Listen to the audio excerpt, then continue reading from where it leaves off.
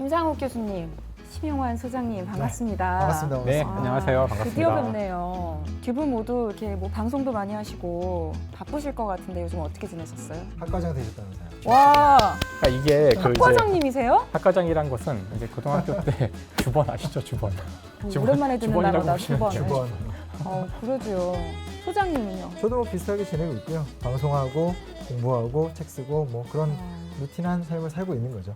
최근에 혹시 은행 업무 보신 적 있으세요? 요즘 다 핸드폰으로 하지 않나요? 다 인터넷으로 스마트폰으로. 해서 사실 은행에 갈 일이 거의 없는데 아, 뭔가 개설을 하거나 네. 뭔가 내가 뭐 잘못해서 네. 저는 은행을 꽤 자주 가는 이유가 자꾸 비밀번호를 틀려서 그거는 지금 어쩔 수 없이 영업점을 방문하는 경우가 많거든요. 그 5번이나 눌러야 되는데. 그러니까요. 그래도? 네.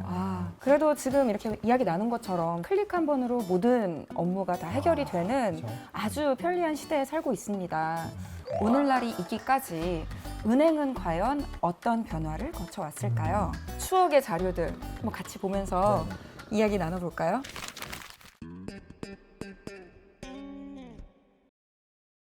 여기 보니까 교민은행 설립 청원서라고 적혀 있거든요. 제1동포들이 은행이 필요하다 해서 은행 설립을 청원을 했대요. 국내 최초로 순수 민간 자본으로 시작한 은행인 만큼 그 시작이 보시다시피 남달랐습니다. 지금 일대 은행장이라고 적혀 있어요. 가두 캠페인을 벌이고 있는 거거든요. 길거리에서. 은행장까지 직접 같이 이렇게 와서 홍보한다는 것이 쉬운 일은 아니었을 것 같고 은행 영업을 한다는 생각이 사실 없었으니까. 게다가 이렇게 은행장님이 직접 발로 뛰시면 직원분들은 어떻겠어요? 아니 불이 나게 뛰어야 네, 되는. 먼저 가서 도착해 있어야 되죠. 이게 눈물 없이 볼 수 없는 사진이군요. 다음 페이지를 한번 넘겨볼게요. 오, 무엇인가 달라야 한다. 산다. 절박감이 느껴지는데요. 네, 그러네요. 화이팅 스피릿, 뭐 싸우자 정신? 뭐라고 해야 될까? 화이팅 정신? 화이팅 정신 하니까 참 좋은 느낌인데 싸우자 정신 하니까 싸우자. 네. 뭔가 좀 맞아. 그대로 번역하면 싸우자죠, 뭐. 네. 진짜 당시 금융가에 충격을 안길 정도로 뭐 신규 직원부터 관리자급 직원까지 대대적인 인력 확보가 이루어졌다고 하는데요. 신규 은행에 취직한 직원들에게는 은행의 성장이 곧 나의 성장으로 직결됐겠죠. 그래서 이런 파이팅 스피릿 같은 도전 정신을 중요시하면서 살아남기 위한 노력이 엄청났다고 하는데요. 그리고 7대 용어도 자, 1번 어서 오세요는 15도 각도로 1초 빠르게, 잠깐만 기다리세요는 15도 각도로 1초 빠르게. 잠깐만 기다리세요. 잘하시는데요. 잘한 거죠. 오래 기다리셨죠도 뻣뻣하게 하면 안 되는 거예요. 약간 수그리고 오래 기다리셨죠? 왜 저만 해요? 은행채? 왜 저만 합니까? 저희도 하라고요? 안녕히 가세요. 45도 각도로 1초 천천히. 네. 안녕하세요. 너무 대충 하는 것 같아요. 안녕하세요. 안녕히 가세요. 지금 본인 띄우려고 저를 나 너무 깔아 취직하고 넣은 싶어 거지, 하는 거 지금. 보이나요? 네. 아, 또 오세요. 또 15도 오세요. 각도로 1초 빠르게. 또 오세요. 귀엽다. 네. 잘한다. 네. 은근히 또 가고 싶어졌어요. 아, 네. 근데 중요한 거는 이렇게 7가지로 세분화해서 교육을 할 만큼 인사를 중요시했다는 거죠. 근데 사실은 뭐 저희 어린 시절만 하더라도 서비스라는 것 자체에 대한 개념이 거의 없었을 때고 친절을 기대한다는 건 말도 안 되고 은행은 좀 더 했다 그래요. 워낙에 돈을 다루고 있는 곳이다 보니까 아무나 들어오게 못하고 문턱도 높고 좀 딱딱하고 좀 고압적인 이미지. 이게 은행권이 더 심했다. 저는 그 말에 되게 동의를 하는 게 다른 나라와 다르게 우리나라는 어찌됐건 옛날에 관치금융이라고 했잖아요. 그렇죠. 나라에 돈이 없고 국가 경제를 성장시켜야 되니까 국가가 이제 외국에서 돈을 빌려와서 은행을 통제하면서 성장했기 때문에 사실 뭐 은행장 입장에서 이게 잘 보여야 되는 사람은 그렇죠. 일반 시민이 아니었잖아요. 그러다 보니까 더 좀 권위적이고 그렇죠. 뻣뻣하고. 돈줄을 정부가 재고 있으니까. 들어가면 뭐 안내도 안 해주고 저도 기억이 나거든요. 아무도 안내를 안 해주고 왔다 갔다 하면 진짜 한참 자기 일 보다가 아예 왔어요? 투명인간 취급하는 거예요? 네. 그렇다면 80년대에 기존 은행들은 이렇게 권위적인 모습을 보였는데 신한은행만은 다른 행보를 보였던 근본적인 차이점이 뭐였을까요? 이유가 뭐죠? 아마 처음 만들어진 은행이니까 살아남아야 되니 뭔가 해야 됐겠죠. 남과 다른 어떤 차별성이 필요했을 거고 그것을 아마 서비스로 잡았던 게 아닐까 싶어요. 사실 이렇게 작은 어떻게 보면 눈에 잘 보이지 않는 서비스 같은 거를 앞세워서 결국은 이제 신한은행이 성공을 하게 되는 거잖아요. 이런 예를 또 자연에서 한번 네, 찾아보자면 재밌어요. 물리학과 연결되는, 과학과 자연에서 연결되는 이것도 찾을 수 신한의 있나요? 역사. 사실 그 우리 주위에 흙이 있잖아요. 네. 땅이 흙이 뭐로 돼 있는지 아세요? 흙이요? 그게 흙으로 돼 있는 거 아니에요? 이럴 때가 제일 힘들어요. 어. 오시알페카나크마라고 배우는데 산소, 규소, 실리콘이라고도 하죠. 뭐 더 얘기 안 할게요.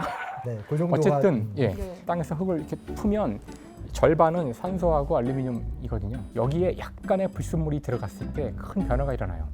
예를 들어서 크롬이라는 금속이 조금만 들어가면은 루비가 돼요.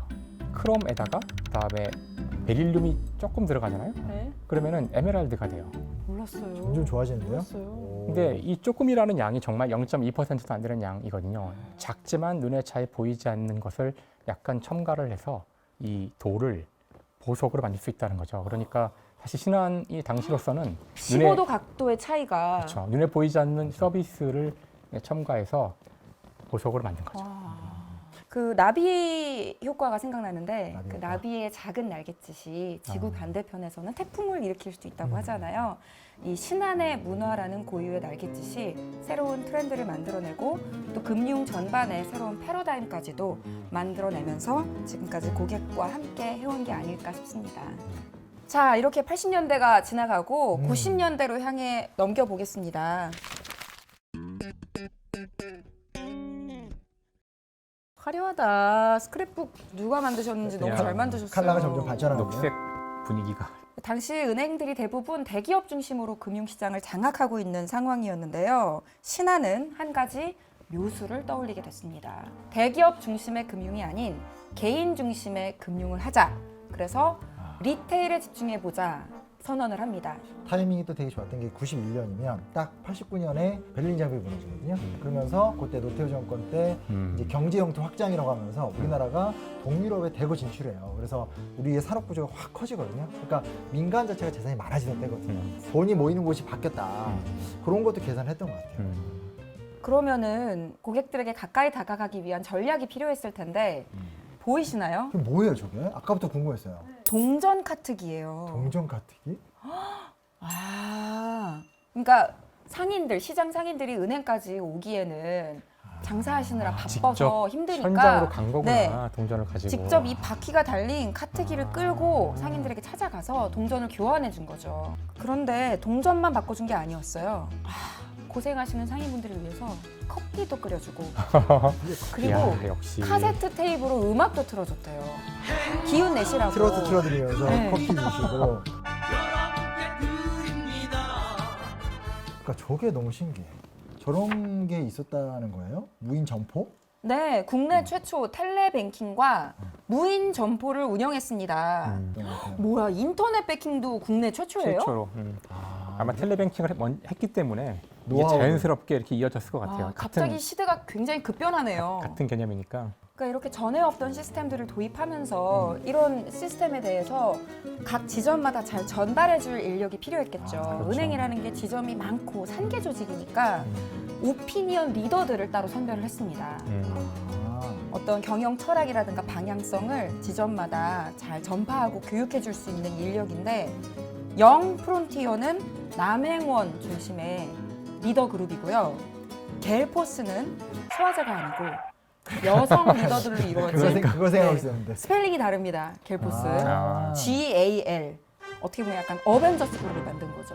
실제 이런 사람들이 되게 중요한 것이 인터넷 있잖아요. 인터넷이란 것은 수많은 이제 컴퓨터들이 연결되어 있는 건데 이 연결망이 그냥 막 무작위적으로 되어 있지 않거든요. 그 구조를 그 학계에서는 이제 멱 함수 구조라 그래요. 구조의 특징이 뭐냐면은 바로 인터넷에 어떤 특별한 지점들이 있다는 거예요. 다른 곳보다 훨씬 많은 연결을 갖는 허브가 있다는 뜻인데 실제로 이제 그런 사이트가 어디냐면은 구글, 아마존, 네이버 이런 게 바로 허브들이죠. 그래서 이런 멱함수 구조가 가장 효율적으로 정보가 빠르게 전파되는 그런 특성이 있거든요. 그래서 이 사람들 사이에서도 이렇게 문화를 전파시킬 때 그 안에 중요한 허브들을 하나씩 놓고 그곳에 많은 연결을 짓는 것이 빠른 속도를 만들 때 도움되지 않았을까. 그러니까 저는 사실 이제 무슨 생각을 하냐면 처음으로 유럽인들이 이제 아시아 쪽으로 오거나 하는 건 포르투갈이나 스페인 상인들이잖아요. 근데 실제로 나중에 시장을 점령하고 승리하는 건 이 네덜란드 상인 아니면 영국 상인들이거든요. 근데 이제 뒤늦게 온 네덜란드가 어떻게 성공을 하냐? 이 세 가지인데 하나는 포르투갈 상인들보다 배가 훨씬 많았다. 두 번째는 거점을 잘 잡았다. 가장 인상적인 건 세 번째가 뭐냐면 포르투갈 상인들은 가서 포대를 세우고 대포를 세우고 기지를 만든 다음에 물자를 뜯어내는 데 바빴는데 네덜란드는 이제 증권 거래소라든지 그리고 이제 주식 거래소라든지 이런 식으로 해서 금융 시스템 자체를 발전시키거든요. 그러니까 선발주자지만 왜 포르투갈은 적고 네덜란드가 이겼냐를 보게 되면 먼저 간 사람이 길은 사실은 뒤에서 따라가기 쉽잖아요. 그렇죠. 답습하지 않은 거죠. 그것을 이기려면 그 사람들이 갖고 있지 않은 다른 경쟁 요소를 갖고 있는 건데 신흥주자가 와서 다른 시스템과 다른 아이디어로 성공을 굉장히 한 대표적 사례가 아닐까? 그런 부분이 좀 인상적인 것 같아요. 네, 이렇게 교수님 그리고 소장님과 함께 포르투갈을 영국과 네덜란드가 앞서고 흙이 루비로 변하고 에메랄드로 변하고 이런 이야기를 같이 듣다 보니까 신안이 걸어온 발자취도 더욱 역동적이고 실감나게 다가왔던 것 같습니다. 따뜻한 금융을 만들어가는 신안의 이야기가 더 궁금하시다면 다음 편도 함께 해주세요. 갈포스가 아니라 갤포스죠. 갈포스 아닙니다. 갤포스. 어휘가 너무 안 좋잖아요. 갈포스. 아니, 근데 그러니까 처음에 진짜 그 당시에 너무 이름 잘 지은 것 같지 않아요? 프론티어 이런 것도 되게 멋있잖아요. 영 프론티어, 갈프론티어도 나쁘지 않은데. 갈포스. 게일 프론티어.